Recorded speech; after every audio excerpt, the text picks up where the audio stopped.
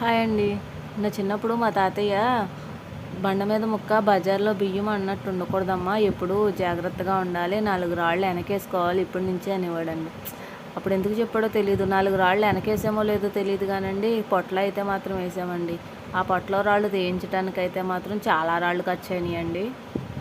ఇప్పుడు మీ తొక్కలో రాళ్ళ గురించి చెప్పడం మాకు అవసరమా?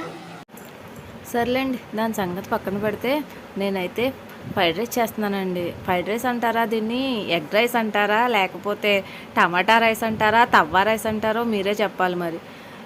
కోడిగుడ్డేసి తవ్వ మీద చేస్తున్నాను కాబట్టి కోడిగుడ్డు రైస్ అనాలా, లేకపోతే టమాటా వేసి కూరండి రైస్ చేస్తున్నాను కాబట్టి టమాటా రైస్ అనాలా, లేకపోతే తవ్వ మీద కోడిగుడ్డు వేసేసి తవ్వ ఎగ్ రైస్ అనాలా.